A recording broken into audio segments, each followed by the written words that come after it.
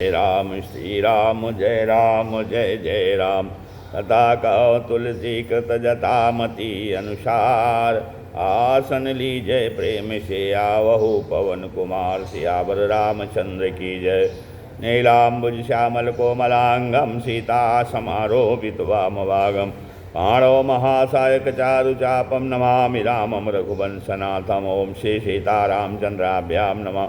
ओम उमा महेश्वराभ्यां नमः। ओम श्री एकादशमुखी दक्षेश्वर राम सरकार सिंहते नमः। सत्संग क्रम में आज श्रीमद् श्री रामचरितमानस से श्री राम कथा का कथन चल रहा है, जिसमें अयोध्या में श्री राम जन्म के बाद जो है राम बड़े हो रहे हैं, और अब राजा दशरथ के यहाँ जो है विश्वामित्र जी राम लक्ष्मण को मांगने के लिए अपने आश्रम में राक्षसों का निशाचरों का संहार कराने के लिए मांगने आए हुए हैं। और उन्होंने राजा दशरथ से राम और लक्ष्मण को मांगा कि हाँ राम लक्ष्मण को आप हमको दे दीजिए। हाँ तो दशरथ जी कहते हैं कि चौथे पन पायों सुतचारी, विप्र बचन नहीं कहो बिचारी। साथ कहते हैं दशरथ जी के हे ब्राह्मण देवता, आप विचार कर नहीं मांग सकते। चौथे पन में ये 4 पुत्र मुझे मिले हैं, और आप क्या चाहते हो मैं आपको इन्हें उन राक्षसों को मारने के लिए दे दूं। आपको और कुछ मांगना हो तो मांग लें। विश्वामित्र ने कहा क्या देना चाहते हो बताओ। दशरथ जी ने कहा मांगो भूमि धेनु धन कोशा, अर्थात मैं आपको 2 अक्षर की सारी चीज़ें दे सकता हूँ। भूमि धेनु धन कोश, धेनु मांग लीजिए, धन मांग लीजिए, कोश मांग लीजिए और सर्वस्व मांग लीजिए। सर्वस्व देव आजु सहरोषा। विश्वामित्र जी ने कहा महाराज मैं खुद एक राजा था, ये सारी चीज़ों को त्याग कर मैं संत बना हूँ, मुझे इन सब चीज़ों की आवश्यकता थोड़ी है। दशरथ जी ने कहा तो एक काम करो महाराज, मैं आपको 2 अक्षर की अपनी देह समर्पित कर सकता हूँ, अथवा तो आप मेरा 2 अक्षर का पर्याय हो ही मांग चल लीजिए, किंतु मैं आपको 2 अक्षर का राम नाम नहीं दे सकता। तो सब सुत प्रिय मोहि प्राण की नाई, सब सुत प्रिय मोहि प्राण की नाई, राम देत नहीं बसई बनई गोसाई, राम देत नहीं बनई गोसाई। तो दशरथ जी कहते हैं कि भगवान राम तो प्राणों के भी प्राण हैं, इसलिए राम जी को देते नहीं बन रहा है, और कुछ मांगिए आप दे सकता हूँ पर राम को नहीं दे सकता। बड़े प्रेम के साथ कह रहे हैं दशरथ जी कि अभी भी विश्वामित्र ध्यान से देख रहे हैं। दशरथ जी ने कहा मैं अभी राम को देने वाला नहीं हूँ। विश्वामित्र जी ने वशिष्ठ जी को ओर देखकर कहा महाराज आप ही समझाओ इनको, अब मेरे कहने से तो मानेंगे नहीं। तब वशिष्ठ बहुविधि समझावा, तब वशिष्ठ बहुविधि समझावा। तब वशिष्ठ जी महाराज ने राजा दशरथ जी को बहुत प्रकार से समझाया। वशिष्ठ जी ने कहा देखो महाराज 4 पुत्र आपको यज्ञ की ही वजह से मिले हैं, अतः आपको भी यज्ञ की रक्षा में अपने 2 पुत्रों को भेज दोगे तो क्या होगा, परम सौभाग्य है।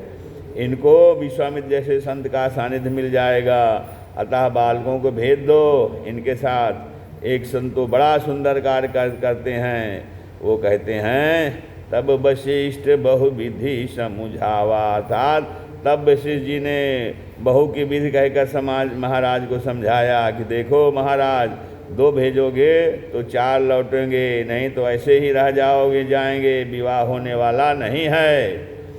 तो तब वशिष्ठ बहुविधि समझावा, नृप संदेह नाश कहाँ पावा। अंत में महाराज दशरथ प्रसन्न हो गए। दशरथ जी ने कहा अरे महाराज ऐसी बात है तो जरूर ले जाओ। दशरथ जी ने विश्वामित्र जी को बुलाया और कहा ये मैं अपने बेटे का हाथ आपके हाथ में रखता हूँ।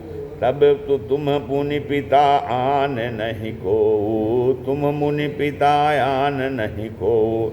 आज से आप इनके पिता हैं ऐसा क्यों कहा, मान लो इनका विवाह हो तो पिता की आवश्यकता, हाँ तो पिता की आवश्यकता हो भी तो पड़ेगी ही, और पिता की आज्ञा के बिना विवाह करेंगे तो मर्यादा के प्रतिकूल होगा। इसलिए दशरथ जी को आशंका हो गई। तो कह दिया कि आज से आप ही इनके पिता हो, जो आप कहेंगे वे ये वही करेंगे। प्रसन्न हो गए। भगवान राम ने माता पिता को प्रणाम किया और विश्वामित्र के साथ आश्रम की ओर चल पड़े। राम जी पद यात्रा कर रहे हैं। विश्वामित्र जी ने रास्ते में ही ताड़का को भगवान राम को दिखाया। चले जात मुनि दीन दिखाई, असुनि ताड़का क्रोध करि धाई, सुनि ताड़का क्रोध करि धाई। तो ताड़का दौड़ी, भगवान ने धनुष पर बाण चढ़ाया, कान तक खींचा। विश्वामित्र जी बड़े ध्यान से देख रहे हैं। बाण चलाया भगवान ने।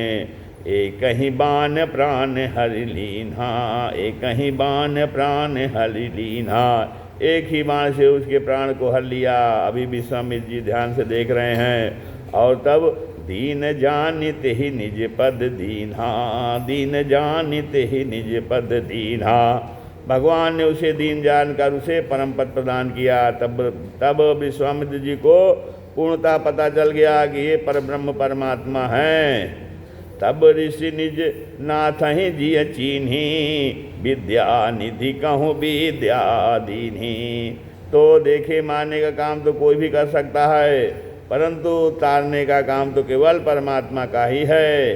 विश्वामित्र ने कहा, अगर ये मारेंगे तो मैं विश्वास नहीं करूँगा, ये मारेंगे भी और तारेंगे भी, तब मुझे विश्वास होगा कि ये परब्रह्म हैं। और भगवान ने ताड़का को मारा भी और तारा भी। दीन जानी, गोस्वामी जी लिखते हैं कि ये दीन हैं। किसी ने कहा, महाराज ये राक्षसी आपको दीन जान पड़ती है। भयानक राक्षसी थी, मुंह फैलाए भगवान को खाने दौड़ रही थी, और आप कह रहे हैं कि ये दीन है। गोस्वामी तुलसीदास जी कहते हैं, मेरी दृष्टि में हर वो व्यक्ति दीन है जो सामने खड़े परमात्मा को पहचान न पाए। भगवान सामने खड़े हों और वह पहचान न पाए, वो दीन ही तो है। मुकुर मलिन अरुनयन बिहीना, मुकुर मलिन अरुनयन बिहीना, राम रूप देखहि किमि दीना, राम रूप देखहि किमि दीना।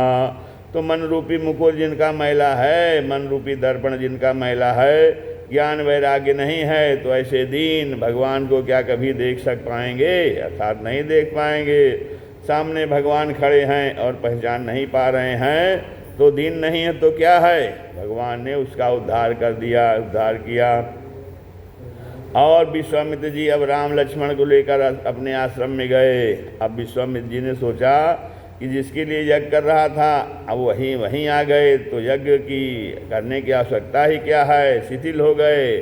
और तब जो है श्री राम जी ने कहा, प्रातः कहा मुनि सन रघुराई, प्रातः कहा मुनि सन रघुराई, निर्भय यज्ञ करहु तुम जाई, निर्भय यज्ञ करहु तुम जाई। तो प्रातःकाल स्वयं भगवान राम विश्वामित्र के पास गए और कहा कि महाराज आप निर्भय होकर यज्ञ करिए। आप जैसे संतों को भले ही यज्ञ की आवश्यकता ना हो, पर इस समाज को यज्ञ की आवश्यकता है। और आपका नाम ही है विश्वामित्र। आप तो सारे जगत के विश्व के मित्र हैं। देखो जो संत होते हैं वो सारे विश्व के ही मित्र होते हैं। क्यों? वो जब कोई यज्ञ करते हैं तो अपने लाभ की दृष्टि से नहीं, समाज के लाभ की दृष्टि से किया करते हैं। इसलिए भगवान ने कहा कि आप जैसे साधु संत यदि यज्ञ करना बंद कर देंगे तो समाज का क्या होगा। यज्ञ किया विश्वामित्र जी ने। सुबह हुआ और मारीच आए। भगवान राम ने बिना फर का बाण मारा। सत योजन गा सागर पारा, वो मारीच 100 योजन दूर सागर के पार जाकर गिरा। अग्निबाण मारकर भगवान ने सुबाहु का उद्धार किया और जितनी सेना थी उसको लक्ष्मण जी महाराज ने समाप्त कर दिया। तो इस प्रकार से भगवान ने विश्वामित्र जी के यज्ञ की रक्षा की। कुछ दिन भगवान वहाँ रहे। विश्वामित्र जी भगवान राम को वेद पुराण के ठाएँ सुनाते हैं। यद्यपि भगवान सब जानते हैं फिर भी मन लगाकर सुनते हैं। यह भगवान की शालीनता है। आजकल लोग कह देते हैं, अरे महाराज या तो हमने सुना है, कुछ और सुनाओ। यद्यपि प्रभु जानते हैं फिर भी सुन रहे हैं। बड़े उत्साह के साथ विश्वामित्र जी कथा सुनाते हैं और राम जी सुनते हैं। तभी इतने में एक दूत आए जनकपुर से और उन्होंने विश्वामित्र जी से कहा, महाराज हमारे महाराज ने एक प्रतियोगिता का आयोजन किया है। हमारे महाराज की प्रतिज्ञा है कि जो शिव धनुष का भंजन करेगा, तोड़ेगा, उसी के साथ हमारी बिटिया सीता का विवाह किया जाएगा। तो जनक जी महाराज ने आपको निमंत्रण भेजा है, कृपा करके आप वहाँ पधारिए। विश्वामित्र जी राम जी की ओर देख रहे हैं मुस्कुरा कर। जब कोई भगवान के तत्व का निरूपण करने लगता है तो भगवान को बड़ा संकोच होता है। कोई भी कहता है कि आप परब्रह्म हैं तो भगवान का मुख नीचे हो जाता है। केवट मीत कहे सुख मानत, केवट मीत कहे सुख मानत। तो केवट भगवान को मित्र कहता है और भगवान प्रसन्न हो जाते हैं। सहज स्वरूप कथा मुनि बरनत, रसो रहे सकुच सिर नाई। तो जब बड़े बड़े संत भगवान के साथ स्वरूप का निरूपण करते हैं तो भगवान संकोच में मुख नीचे करके बैठ जाते हैं। और इसी तरह से जो केवट आदि हैं भगवान को मित्र कहते हैं तो भगवान परम प्रसन्न हो जाते हैं। इसलिए आज राम भगवान को विश्वामित्र जी उस दृश्य देख रहे हैं तो भगवान को संकोच हो गया। धीरे से विश्वामित्र जी ने कहा कि हम चाहते हैं कि जैसे तुमने हमारे यज्ञ को परिपूर्ण किया है, ऐसे ही यह एक यज्ञ को और परिपूर्ण कर दो, और उस यज्ञ का नाम है धनुष यज्ञ। भगवान ने कहा गुरुदेव जैसी आपकी आज्ञा। मुस्कुराते हुए विश्वामित्र जी ने कहा चलो तैयार हो जाओ। भगवान राम और लक्ष्मण तैयार हो गए। साधु संत सब आगे आगे चलने लगे और भगवान श्री राम और लक्ष्मण जी उनके पीछे पीछे चल रहे हैं। कुछ दूर पहुँचे, एक ऐसा आश्रम दिखाई पड़ा जहाँ ना तो खग है, न मृग है, न जीव है, न जंतु है। नितांत एकांत में एक वीरान आश्रम है जहाँ एक पत्थर की शिला है, नारी की आकार में बनी हुई, हाथ जोड़े खड़ी है। विश्वामित्र जी महाराज तो थोड़े आगे निकल गए, किंतु भगवान श्री राम की दृष्टि पड़ गई उसके ऊपर। भगवान राम ने सोचा यह कौन है? नितांत एकांत में ये शिला हाथ जोड़ कर बैठी है, मानो अहिल्या जी इसी उम्मीद में बैठी हैं कि भले ही संसार ने मुझे त्याग दिया है, लेकिन मुझे विश्वास है कि भगवान मेरा उद्धार करने एक न एक दिन अवश्य आएंगे। समाज ने परित्यक्त तो किया है, आप सोचो भूलवश एक अपराध क्या हो गया अहिल्या से। मनुष्यों ने तो मत त्याग कर ही दिया। खग मृग जीव जंतु तहाँ नाही, सारी प्रकृति ने अहिल्या का साथ छोड़ दिया है। न वहाँ खग हैं, न मृग हैं, न जीव है, न जंतु हैं, और मानो वह बैठे बैठे यही सोच रही है। संग सखा सब तज गए, को न निभयो साथ। संग सखा सब तज गए, को न निभयो साथ। कहा नानक इस विपत्ति में एक टेक रघुनाथ। कहा नानक इस विपत्ति में एक टेक रघुनाथ। संग सखा सब तब राजी हुए हो गए जो अपने कहलाने वाले थे। संग सखा सब तजी गए जो अपने कहलाने वाले थे, सबने साथ छोड़ दिया। और मानो इस विपत्ति के समय भी अहिल्या जी दृढ़ निश्चय करके बैठी हैं कि भले ही समाज ने मेरा परित्याग कर दिया है, किंतु परमात्मा एक न एक दिन मेरा उद्धार करने जरूर आएंगे। क्यों अधम उनसे कहें कि नाथ तुम तारो हमें। क्यों अधम उनसे कहें कि नाथ तुम तारो हमें। है पतित पावन तो खुद रखेंगे अपनी लाज भी। हैं पतित पावन तो खुद रखेंगे अपनी लाज भी। अगर पतित पावन कहलाते हैं तो अपने नाम की लाज हम रखेंगे। और इसी भाव के साथ अहिल्या जी भगवान राम की राह देख रही हैं। भगवान आए, विश्वामित्र जी तो आगे निकल गए। आगे आगे चले गए, भगवान पीछे हैं। विश्वामित्र जी जानते हैं कि इनका स्वभाव है या मुझे बुलाएंगे जरूर, इसलिए आगे आगे चले जा रहे हैं। वो भगवान का स्वभाव जानते हैं, इसलिए निर्भीक हैं। राम जी ने देखा तो राम जी ने बुलाया गुरु जी को गुरुदेव। विश्वामित्र जी ने देखा, भगवान ने कहा यहाँ आइए। पूछा मुनि शिला प्रभु देखी। पूछा मुनि शिला प्रभु देखी। तो भगवान ने राम ने शिला देखी और प्रश्न किया। उनसे पूछा गुरुदेव यह पत्थर की शिला कौन है? तो सकल कथा मुनि कहा बिसेखी, सकल कथा मुनि कहा बिसेखी। तो सारी कथा विस्तार पूर्वक मुनि ने सुना दी। अब देखिए, भगवान जी इनके ऊपर कल्याण करना चाहते हैं तो कोई न कोई बहाना बना ही देते हैं। अब भगवान को अहिल्या का उद्धार करना है तो भगवान कैसा बहाना बना रहे हैं। तो उसके उद्धार का, किसी का उद्धार तब होता है जब उसके अंदर भक्ति होती है। और भगवान राम गुरुदेव को उसके पास खड़ा कर रहे हैं, मानो उसे प्रथम पंच का प्रथम अधिकारी बना रहे हैं। प्रथम भगत क्या है? अरे प्रथम भगति संतन कर संगा, प्रथम भगति संतन कर संगा। भगवान ने कहा गुरुदेव जरा आप उसके समीप खड़े हो जाइए। हाँ, आप जरा आप बताएं ये कौन है? भगवान ने कहा कम से कम यह मेरी कथा नहीं सुन सकती, तो मैं तो इसकी कथा सुन सकता हूँ। भगवान भक्त की कथा सुने या भक्त भगवान की कथा सुने, दोनों में कोई अंतर नहीं है। सकल कथा मुनि कहा बिसेखी, तो सारी कथा विस्तार से कहकर सुनाइए। गौतम नारी श्राप बसो उपल देह धरि धीर, गौतम नारी श्राप बस उपल देह धरि धीर। अरे चरण कमल रज चाहती, चरण कमल रज चाहती, कृपा करहु रघुबीर, कृपा करहु रघुबीर।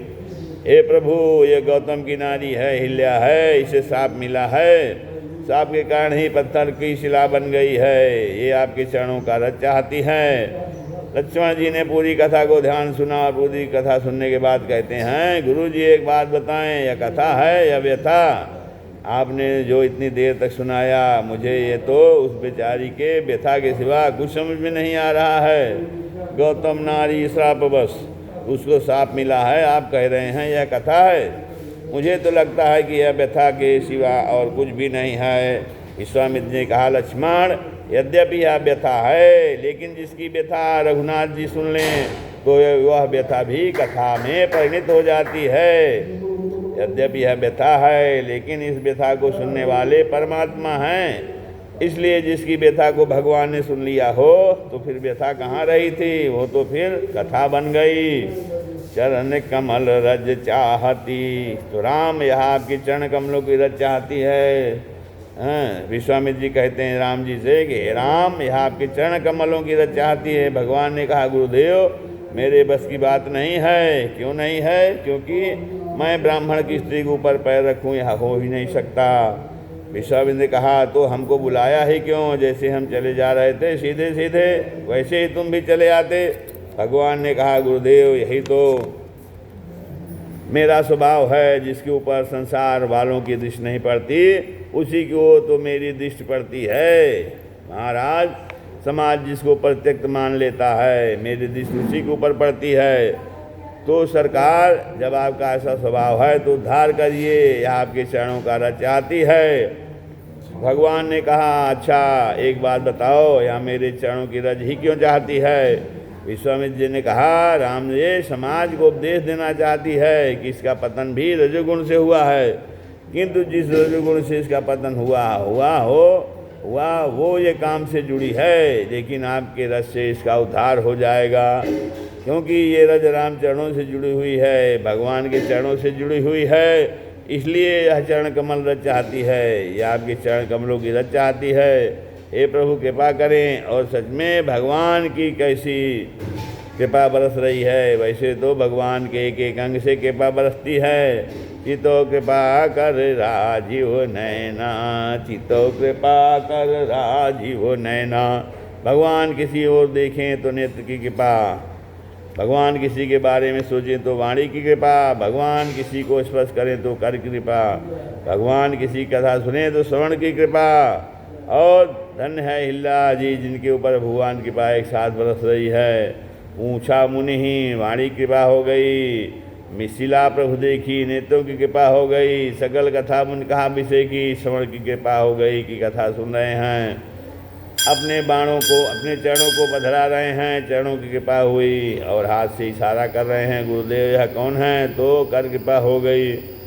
सारी कृपाएँ आज एक साथ इकट्ठी हो गई हैं।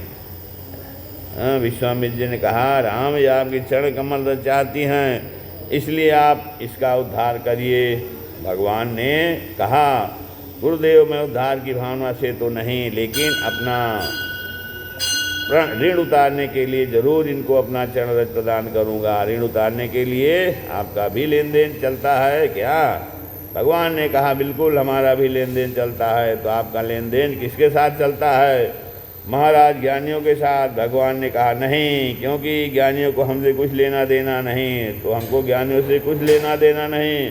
निजानंद मस्ती में मैं झूमता हूँ। ज्ञानी कहते हैं, हमी थे भूले हमी में भूले, हमें ढूंढने हमी चले, हमी ने खोजा हमी ने पाया, हमें मिले तब हमी मिले।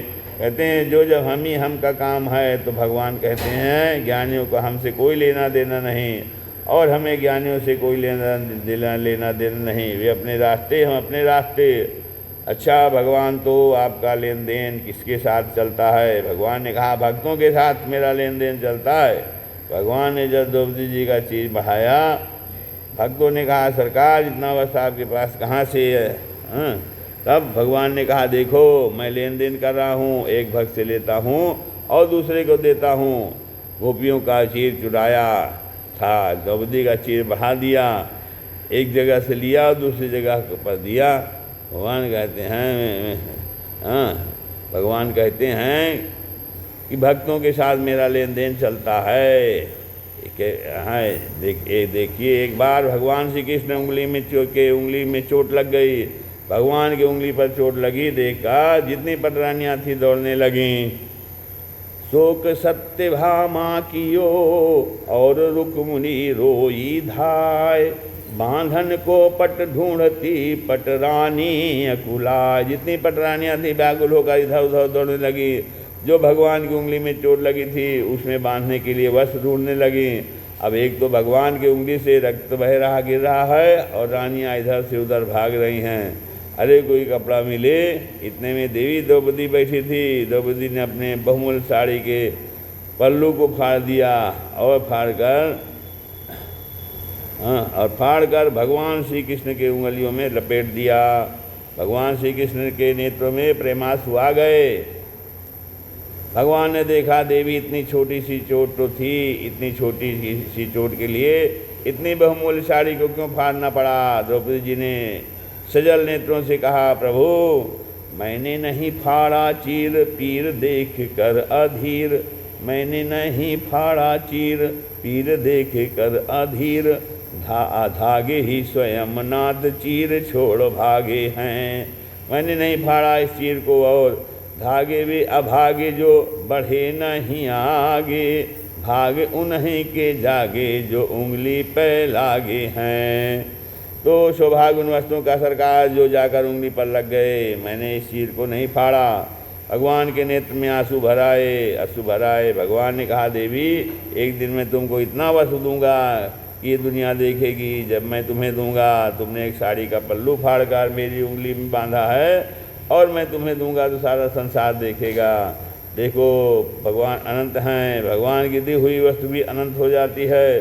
सुदामा जी भगवान के पास 4 मुट्ठी चावल लेकर गए, लेकिन वे अनंत गुना हो गए। अनंत के पास थोड़ा सा भी चीज़ दो, अनंत के पास जाते ही वे अनंत फल देने वाली हो जाती हैं। इसलिए जब दुशासन ने भरी सभा में द्रौपदी का चीरहरण किया, तो भगवान ने इतना वस्त्र दिया, तो भगवान ने इतना वस्त्र दिया कि दुशासन हार गया, और सारा संसार उस करुणा का दर्शन करता रहा। भगवान कहते हैं, गुरुदेव हमारा भक्तों के साथ खूब लेन देन चलता है। मैं लेता भी हूँ, देता भी हूँ भक्तों को। विश्वामित्र जी कहा, आज कौन सी उधारी चुका रहे हो? भगवान ने कहा, मेरा एक भक्त है प्रहलाद ने मुझे पत्थर से प्रकट किया था। प्रहलाद ने पत्थर से भगवान को प्रकट किया था, और आज मैं पत्थर से भक्त को प्रकट कर ऋण हो जाऊंगा। देखिए भावना अगर दृढ़ हो तो पत्थर से भी भगवान प्रकट हो जाते हैं। सूर घनेरे फिरे कण मांगत, पैपद सूर सो स्वाद कहाँ है। तो पत्नी में गली में सूरदास भिक्षा मांगने के लिए घूमते रहते हैं। घूम रहे हैं, घूमते फिरते रहते हैं, लेकिन उनके पदों में वो स्वाद कहाँ है जो सूरदास के पदों में था। करताल मजीरी बजावती हैं मीरा मतवाली सी याद कहाँ है। राम कथा की तुन्होंने लिखी तुलसी जैसी मर्याद कहाँ है। नरसिंह बसे प्रतिखंभन में, नरसिंह बसे प्रतिखंभन में, पर काढ़न को प्रहलाद कहाँ है। नरसिंह भगवान तो हर खंभे में बसे हैं, पर उन्हें प्रकट करने वाले भाव कहाँ हैं। अगर भाव हो तो भगवान पत्थर से भी प्रकट हो जाते हैं, लेकिन भाव दृढ़ होना चाहिए। देखिए बिना भाव के परमात्मा कैसे मिलेंगे। बिना भाव के तो कोई संसार की वस्तु भी नहीं मिलती, परमात्मा कहाँ से मिल जाएंगे। भाव लगाना पड़ता है, मूल्य लगाना पड़ता है, तब संसार की वस्तु मिलती है। एक बार एक सज्जन छाता खरीदने के लिए जा रहे थे, बड़े सीधे साधे थे, धर्मपत्नी समझदार थी। उसने कहाँ सीधे साधे हो, ठगा के मत आना, दुकान वाला जितना मूल्य बताएं उसका आधा ही बताना। उतना रट लिया। पत्नी के बाद को दुकान पर पहुँचे, दुकानदार से पूछा भैया एक छाता लेना है, कितने का है। दुकान वाले ने छाता निकाल कर रख दिया और कहा ज़्यादा नहीं महाराज, 20 रुपये का छाता है। अब सज्जन तो पहले सीख के आए थे आधा मूल्य लगाना, तो बोले रुपया 10 का दोगे। दुकानदार के होश खड़े हो गए, लगता है पढ़ा लिखा मालूम पड़ता है। दुकानदार ने कहा अच्छा चलो तो जाओ, रुपया 18 का ले जाओ, हमारी बात पक्की। सज्जन ने कहा अच्छा रुपया 9 का दोगे। वो तो सीख के आए थे कि आधा ही मूल्य लगाना। दुकानदार ने कहा अच्छा चलो 12 में ले जाओ, छोड़ो चलो। सज्जन ने कहा अच्छा तो रुपया 6 में दोगे। अब दुकानदार बड़ा परेशान। दुकानदार ने कहा अच्छा चलो ना तुम्हारी ना हमारी, 10 रुपये में ले जाओ। तो बोले रुपये 5 में दोगे। अब दुकानदार वाले कहो इतना क्रोध आया कि मुफ्त में नहीं ले जाओगे तो कहना है मुफ्त में तो ले जाऊंगा, तो दो ले जाऊंगा, क्योंकि रट करके आए हैं कि आधा ही बोलना है। निष्कर्षतः बिना भाव के जब संसार की छत छाया नहीं मिल पाई, तो बिना भाव के भगवान की छत छाया कैसे मिलेगी भला। भाव नहीं मिला तो संसार की छत छाया से वंचित होना पड़ेगा। इसलिए भाव बिना संसार में वस्तु मिले नहीं मोल, तो भाव बिना हरि को मिले भाव सहित हरि बोल, भाव सहित हरि बोल। अगर भाव अगर दृढ़ है तो पत्थर से भी परमात्मा का प्रकट हो जाता है। अच्छा दोनों बातें, भाव दृढ़ हो तो पत्थर से भी परमात्मा का दर्शन हो जाता है, और अगर भाव दृढ़ नहीं है तो भगवान में भी पत्थर का दर्शन, तो भगवान में भी भगवान का दर्शन होता है। श्री राम जय जय राम।